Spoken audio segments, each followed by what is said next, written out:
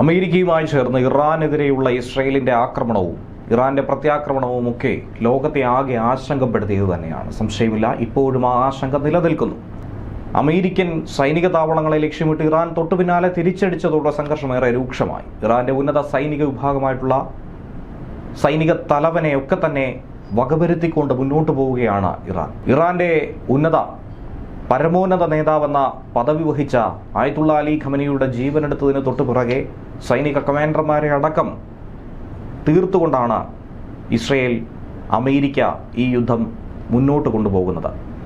ഈ സാഹചര്യത്തിലാണ് മറ്റൊരു വാർത്ത കൂടി പുറത്തു വരുന്നത്. ഇറാന്റെ ഉന്നത സൈനിക വിഭാഗമായിട്ടുള്ള ഇസ്ലാമിക് റവല്യൂഷണറി ഗാർഡ് കോപ്സിന്റെ ആസ്ഥാനം, IRGCയുടെ ആസ്ഥാനം തന്നെ അമേരിക്ക തകർത്തിരിക്കുന്നു. നട്ടല് പിളർത്തി എന്ന് പറയുന്നതാകും മറ്റൊരു അർത്ഥത്തിൽ ശരിയാവുക. വിഷപ്പാമ്പിന്റെ തലവെട്ടി എന്നാണ് IRGC ആസ്ഥാനം തകർത്തതിനെ അമേരിക്ക വിശേഷിപ്പിച്ചത്.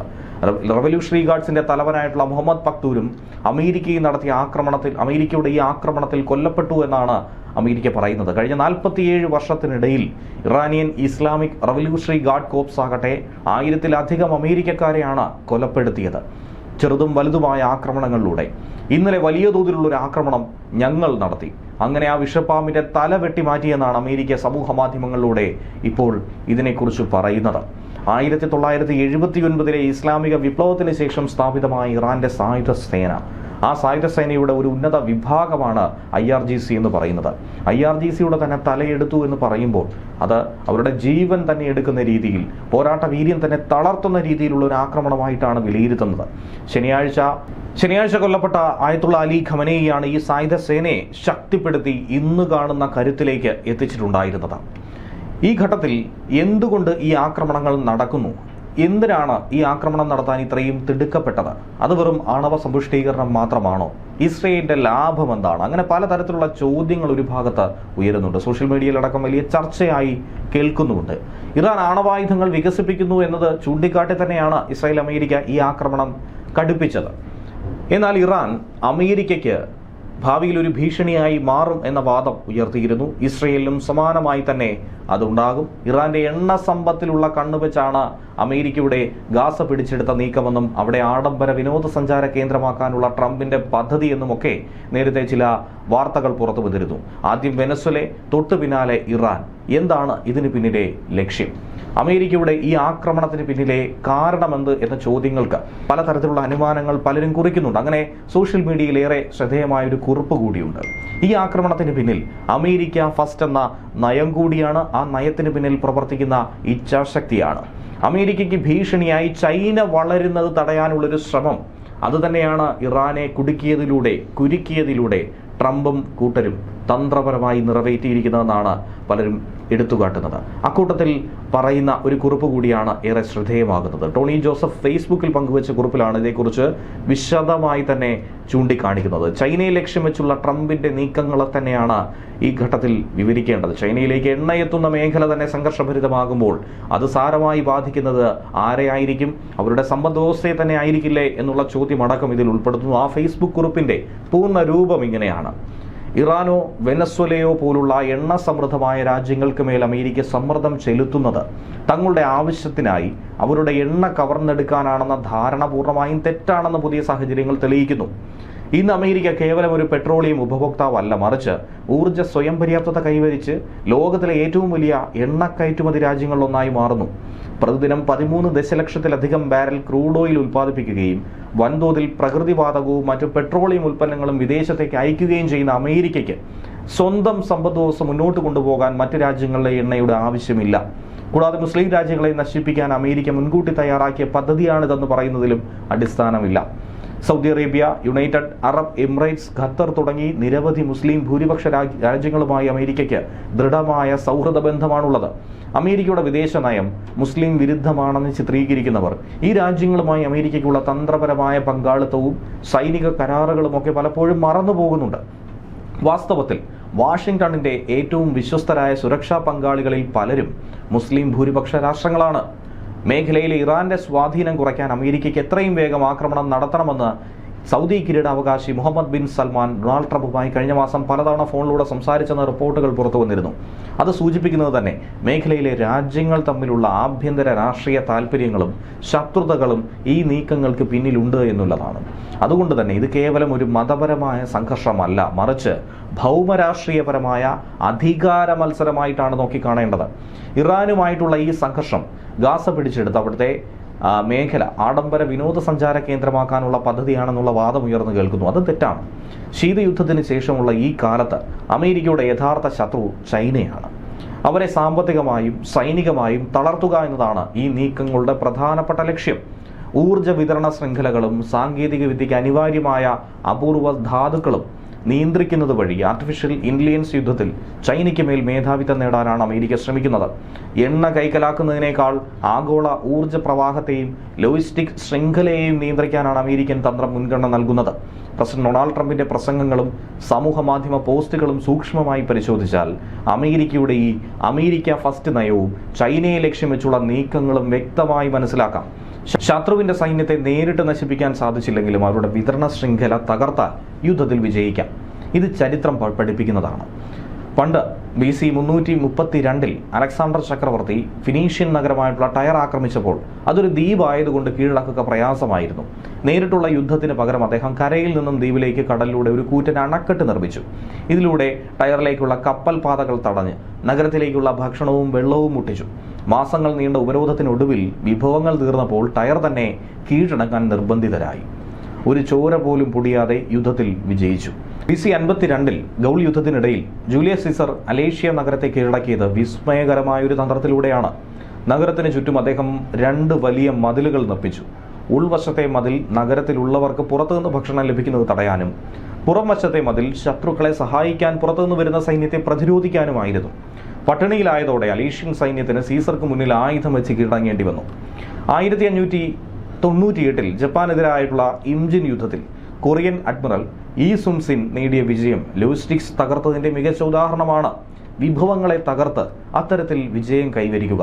ജപ്പാൻ സൈന്യം കൊറിയൻ കരപ്രദേശങ്ങളിൽ മുന്നേറിക്കൊണ്ടിരുന്നപ്പോൾ കടലിൽ വെച്ച് അവരുടെ വിതരണ കപ്പലുകളെ അദ്ദേഹം തകർത്തു. സൈനികർക്ക് ആവശ്യമായ ആയുധങ്ങളും ഭക്ഷണവും കടൽ മാർഗം എത്തുന്നത് തടഞ്ഞതോടെ ജാപ്പനീസ് സൈന്യം ദുർബലമാവുകയും പിൻവാങ്ങാൻ നിർബന്ധിതരാവുകയും ചെയ്തു.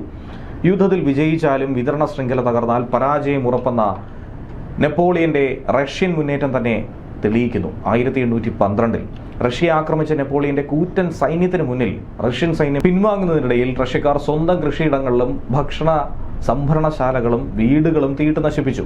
നെപ്പോളിയന്റെ സൈന്യത്തിന് അവിടെ ഭക്ഷണവും അഭയവും കിട്ടാതായി. ഒടുവിൽ വിതരണ ശൃംഖല അങ്ങനെ പൂർണ്ണമായി തകർന്നു. റഷ്യയിലെ കഠിനമായ മഞ്ഞുകാലം നേരിടാൻ കഴിയാതെ വന്നതോടെ നെപ്പോളിയന്റെ സൈന്യത്തിന്റെ ഭൂരിഭാഗവും നശിച്ചു. ഇന്ന് ചൈന ലോകത്തിലെ ഏറ്റവും വലിയ എണ്ണ ഇറക്കുമതി രാജ്യമാണ്. അവർക്ക് പ്രതിദിനം 11 മുതൽ 12 ദശലക്ഷം വരെ ബാരൽ എണ്ണ ആവശ്യമാണ്.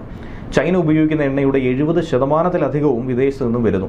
അതുകൊണ്ട് എണ്ണ ലഭിക്കുന്ന സ്രോതസ്സുകൾ മാത്രമല്ല, അതെത്തിക്കുന്ന കടൽപാതകളും ചൈനയുടെ അതിജീവനത്തിന് അനിവാര്യമായിട്ടുള്ള ഘടകമാണ്. അതിലെടുത്തു പറയേണ്ടത് വെനസ്വേല, ഇറാൻ, റഷ്യ തുടങ്ങിയ രാജ്യങ്ങളിൽ നിന്നുള്ള എണ്ണ വിതരണം. പനാമ കനാൽ, ഹോർമുസ് കടലിടുക്ക് തുടങ്ങിയ എണ്ണപ്പാതകളെ ബാധിക്കുന്ന അമേരിക്കയുടെ നീക്കങ്ങളൊക്കെ തന്നെ ചൈനയുടെ ഊർജ്ജ വ്യാവസായിക വിതരണ ശൃംഖലയെ തകർക്കാനുള്ള പദ്ധതിയുടെ ഭാഗമാണ്. പനാമ കനാൽ ആഗോള വ്യാപാരത്തിന്റെ 5% കൈകാര്യം ചെയ്യുന്ന പ്രധാന കപ്പൽപാത. ഇതിൽ പകുതിയിലധികവും ചൈനീസ് കയറ്റുമതിയെ ആശ്രയിക്കുന്ന ഏഷ്യ US ഈസ്റ്റ് കോസ്റ്റ് റൂട്ടാണ്. ചൈന പനാമ കനാൽ നേരിട്ട് നിയന്ത്രിക്കുന്നില്ലെങ്കിലും ചൈനീസ് കമ്പനികൾ അവിടെയുള്ള പ്രവർത്തനങ്ങളിലും സമീപത്തെ തുറമുഖങ്ങളിലും വൻതോതിൽ നിക്ഷേപം നടത്തിയിട്ടുണ്ട്. എന്നാൽ ഡൊണാൾഡ് ട്രംപിന്റെ 2ാം ഭരണകാലത്ത് പനാമയിലെ അമേരിക്കൻ സ്വാധീനം വർദ്ധിച്ചു. ഇത് കനാലിലെ പ്രവർത്തനങ്ങളിലും ചൈനീസ് നിക്ഷേപങ്ങളിലുമൊക്കെ സമ്മർദ്ദം ചെലുത്തിയിട്ടുണ്ട്. അതിന്റെ ഫലമായി ചൈനയുടെ വിതരണ ശൃംഖലയിൽ ഉടനീളം ചരക്ക് നീക്കത്തിൽ കാലതാമസവും ചെലവും വർദ്ധിച്ചു. ഉപരോധം മറികടന്ന് വെനസ്വേലയുടെ എണ്ണ കയറ്റുമതിയുടെ 60 മുതൽ 70% വരെ വാങ്ങിയിരുന്നത് ചൈനയായിരുന്നു. അതിനുവേണ്ടി ചൈന ഷാഡോ ഫ്ലീറ്റുകൾ ഉപയോഗിച്ചിരുന്നു. ഇത് തടയാൻ അമേരിക്ക ശ്രമിച്ചെങ്കിലും പൂർണ്ണമായും വിജയിച്ചില്ല. എന്നാൽ വെനസ്വേലയിൽ അമേരിക്കയുമായി സൗഹൃദമുള്ള പുതിയൊരു ഭരണകൂടം വന്നതോടെ സ്ഥിതിഗതികൾ ആകെ മാറി. വെനസ്വേലയിലെ എണ്ണ ഇപ്പോൾ അമേരിക്കൻ റിഫൈനറികളിലേക്ക് തിരിച്ചുവിട്ടു.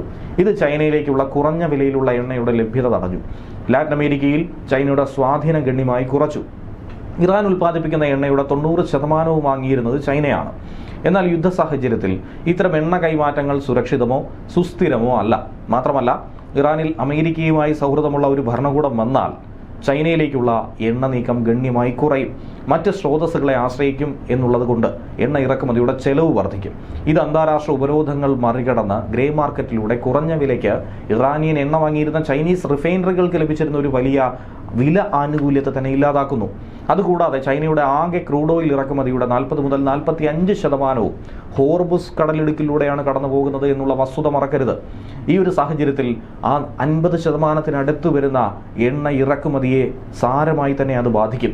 ചൈനയുടെ ഊർജ്ജ സുരക്ഷയ്ക്ക് ഇറാനെ തന്ത്രപരമായി ഏറ്റവും പ്രധാനപ്പെട്ട ഒരു രാജ്യമാക്കി തന്നെ മാറ്റുന്നുണ്ട്.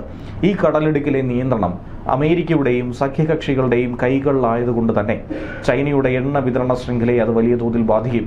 എന്നാൽ ഡൊണാൾഡ് ട്രംപിന്റെ ഇത്തരം നീക്കങ്ങൾ മുൻകൂട്ടി മനസ്സിലാക്കിയ ചൈന 2022 മുതൽ തന്നെ മുൻകരുതലുകൾ എടുത്തിരുന്നു. റഷ്യയിൽ നിന്നുള്ള ക്രൂഡ് ഓയിൽ, കൽക്കരി, പൈപ്പ് ലൈൻ ഗ്യാസ് എന്നിവയുടെ ഇറക്കുമതി വർദ്ധിപ്പിച്ച് റഷ്യയെ തന്നെ ഒരു പ്രധാന ബദൽ ഊർജ്ജ സ്രോതസ്സാക്കി അവർ മാറ്റി. നിലവിൽ ചൈനയുടെ വൈദ്യുതി ഉൽപ്പാദനത്തിന്റെ 60% കൽക്കരി അടിസ്ഥാനമാക്കിയുള്ളതാണ്. ഇതിനാവശ്യമായിട്ടുള്ള കൽക്കരിയുടെ 20% അത് റഷ്യയാണ് നൽകുന്നത്. ആർട്ടിഫിഷ്യൽ ഇന്റലിജൻസ് യുഗത്തിൽ വ്യവസായങ്ങൾക്ക് വിശ്വസനീയവും വില കുറഞ്ഞതുമായിട്ടുള്ള വൈദ്യുതി അനിവാര്യമാണ്. ചൈനയുടെ ആഗോള പെട്രോളിയം വിതരണ ശൃംഖല നിയന്ത്രിച്ചതിന് ശേഷം റഷ്യയെ ഊർജ്ജ പിന്തുണയിൽ നിന്ന് അകറ്റാനും ചൈനയിലേക്കുള്ള കൽക്കരി വിതരണ ശൃംഖലയിൽ നേരിട്ടുള്ള നിയന്ത്രണം സ്ഥാപിക്കാനും അമേരിക്ക ഇപ്പോൾ തുടങ്ങുന്നു. അതുകൊണ്ട് തന്നെ ചൈനയിലേക്കുള്ള കൽക്കരി വിതരണത്തിന്റെ നിർണായക ഭാഗങ്ങൾ നിയന്ത്രിക്കാനും അതുവഴി ബീജിംഗിന്റെ വൈദ്യുതി ഉൽപ്പാദനത്തെ നേരിട്ട് സ്വാധീനിക്കാനും അമേരിക്ക, റഷ്യ ഉൾപ്പെടുന്ന ഏഷ്യ, യൂറോപ്പ് ഭൂപ്രദേശങ്ങൾ കൂടുതൽ സജീവമാകും. അതുകൂടാതെ സാങ്കേതിക വിദ്യയ്ക്ക് അനിവാര്യമായിട്ടുള്ള വൻതോതിലുള്ള അപൂർവ ഭൂമി ധാതുക്കൾ, റെയർത്ത് എലമെന്റ്സ് ഗ്രീൻലൻഡിലുണ്ട്. ചൈന ഇവിടെ സ്വാധീനം ഉറപ്പിക്കാൻ ശ്രമിക്കുന്നത് തടഞ്ഞുകൊണ്ട് ഇവ നിയന്ത്രണത്തിലാക്കി വികസിപ്പിച്ചെടുത്താൽ ഈ വിപണിയിലുള്ള ചൈനയുടെ കുത്തക തകർക്കാൻ തന്നെ അമേരിക്ക കഴിയും. അതുകൊണ്ട് തന്നെയാണ് ഗ്രീൻലൻഡിനെ ട്രംപ് കണ്ടുവച്ചിരിക്കുന്നത്. ഗ്രീൻലൻഡിലെ ധാതു ഖനന മേഖലയിൽ സ്വാധീനം ഉറപ്പിക്കാനുള്ള അമേരിക്കയുടെ നീക്കങ്ങൾക്ക് ഈ ലക്ഷ്യത്തിന് കൂടുതൽ കരുത്തു പകരാൻ വേണ്ടി തന്നെയാണ് ഇത്തരം തന്ത്രപരമായ കുതന്ത്രങ്ങൾ പയറ്റി മുന്നോട്ട് പോകുന്നത്. ഇന്ത്യ, ചൈന, റഷ്യ ബ്രിക്സ് കൂട്ടായ്മയിലെ സ്ഥാപക അംഗങ്ങളാണെങ്കിൽ പോലും നിലവിലെ ഭൗമ രാഷ്ട്രീയ സാഹചര്യത്തിൽ അമേരിക്കയുമായി ചേർന്ന് പ്രവർത്തിക്കുന്ന ഒരു രാജ്യമായി ഇന്ത്യ മാറുന്നു. പ്രതിരോധ സാങ്കേതിക ബന്ധങ്ങൾ ശക്തിപ്പെടുത്താൻ പ്രധാനമന്ത്രി നരേന്ദ്രമോദി ഇസ്രയേലിലേക്ക് നടത്തിയ സന്ദർശനം, ക്വാഡ് വഴിയുള്ള വാഷിംഗ്ടണുമായിട്ടുള്ള ആഴത്തിലുള്ള തന്ത്രപരമായ സഹകരണവുമൊക്കെ ഇതിന് വ്യക്തമായൊരു തെളിവ് കൂടിയാണ്. അമേരിക്കയുമായിട്ടുള്ള പുതിയ വ്യാപാര കരാറിന്റെ ഭാഗമായി കുറഞ്ഞ വിലയ്ക്ക് ലഭിക്കുന്ന റഷ്യൻ എണ്ണയുടെ ഇറക്കുമതി ഇന്ത്യ എന്തായിരുന്നാലും ഘട്ടം ഘട്ടമായി നിർത്തലാക്കും. ഇന്ത്യയുടെ ഈ നിലപാട് ആദർശപരമായതിനേക്കാൾ പ്രായോഗികമാണ്. കാരണം ഊർജ്ജ വിതരണ ശൃംഖലകളെ വൈവിധ്യവൽക്കരിക്കാനും ഭൗമരാഷ്ട്രീയ അപകട സാധ്യതകളെ നേരിടാനും ഒരൊറ്റ ശക്തിയെയും പൂർണ്ണമായി ഇന്ത്യ ആശ്രയിക്കുന്നില്ല എന്നുള്ള സന്ദേശം നൽകാനും ഒക്കെ തന്നെ ഇന്ത്യ ശ്രദ്ധിക്കുന്നു. ആധുനിക ലോകത്തെ യുദ്ധവിജയം പ്രദേശം പിടിച്ചടക്കുകയല്ല ചെയ്യുന്നത്, മറിച്ച് ആഗോള വിതരണ ശൃംഖലകളെ നിയന്ത്രിക്കുന്നതിലാണ് നിലനിൽക്കുന്നത്. പ്രാദേശിക വിജയമല്ല അനിവാര്യമായിട്ടുള്ളത്. പ്രധാന വ്യാപാര പാതകളെ നിയന്ത്രിക്കുന്നത്, ശത്രുക്കളുടെ ഈ കയറ്റുമതി ഇറക്കുമതി ലോജിസ്റ്റിക് പ്രവർത്തനങ്ങൾ ദുഷ്കരമാക്കുന്നത്, അവരുടെ ഉൽപ്പാദന ചെലവ് വർദ്ധിപ്പിക്കുന്നത്, ഭൂമിശാസ്ത്രപരമായിട്ടുള്ള നേട്ടങ്ങളെ ചൂഷണം ചെയ്യുന്നത്, ഇതിലൊക്കെ തന്നെയാണ് അവർ വിജയം കൊയ്യുന്നത്. യുദ്ധത്തിലും ബിസിനസ്സിലും ഭൗമരാഷ്ട്രീയത്തിലും ലോജിസ്റ്റിക്സ് കേവലം ഒരു സഹായ പ്രവർത്തനം മാത്രമല്ല, അതുതന്നെയാണ് അതൊരു സുപ്രധാന തന്ത്രം കൂടിയാണെന്ന് കൂടി ഇക്കൂട്ടത്തിൽ കുറിക്കുകയാണ്. ന്യൂസ് ഡെസ്ക് മലയാളി വാർത്ത.